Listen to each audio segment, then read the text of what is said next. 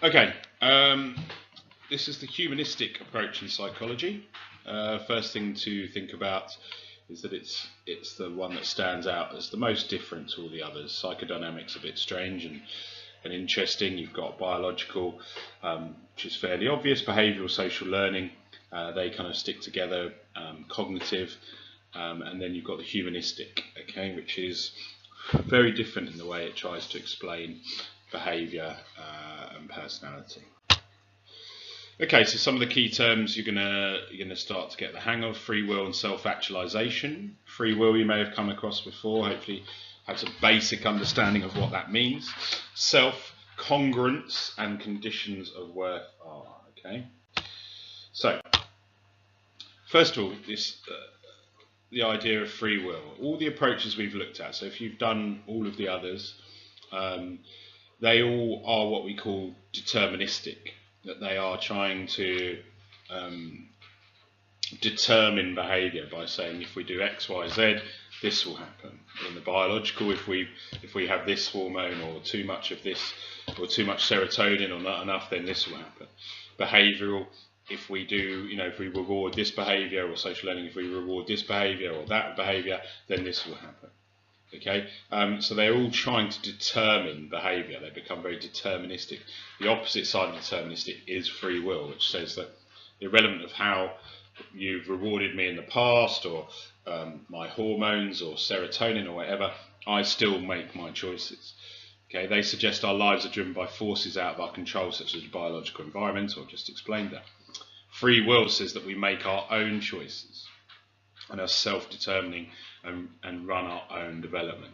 So if you think about it as a kind of a spectrum, on one side is completely deterministic, you have this gene, you will be this. The opposite is free will. No, you can choose what you like, you make your own choices. Okay, the famous people, Roger and Maslow, reject scientific models and attempt to establish general principles of human behaviour. Instead, look at a subjective experience, and this will make more sense in a second. Okay, so any of you that do business, you will have seen this, and you might have just groaned. You would have spent a lot of time looking at this, and this is part of the humanistic approach.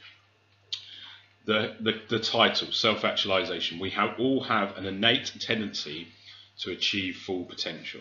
Self-actualization represents the uttermost levels of Maslow's hierarchy of needs.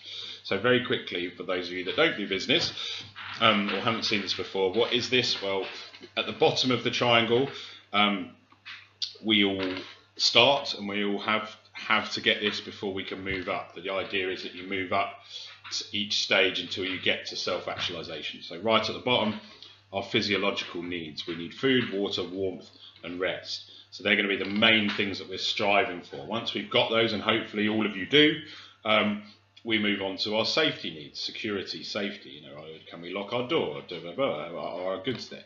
Then we move on to the kind of psychological needs that we want: belongingness, love, needs, intimate relationships, friends.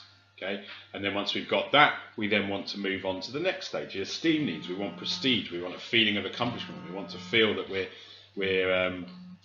doing something positive. And then finally, the last stage of that is this idea of self-actualization. Okay, achieving one's full potential, including creative activities. So the humanistic approach says that we're all trying to strive this. We will have this innate, which means it's built in us, tendency to achieve our full potential. Humanists regard personal growth as an essential part of what it is to be human. Personal growth is concerned with developing and changing as a person becomes fulfilled, satisfied, and goal-orientated. Not everyone manages to do this, and there are important psychological barriers that may prevent a person from reaching their potential. Okay, so this is the humanistic approach, this idea of the triangle, trying to achieve self-actualization. Okay, what other bits have we got? The self, congruence, and conditions of worth. Rogers argued that for personal growth to be achieved, an individual's concept of self must be similar to their concept of their ideal self. Okay, so that's the best way of explaining this. Yeah, again, it's two sides. There's people that have their view of their self and their ideal self. And what we're saying here is they need to be as close together as possible.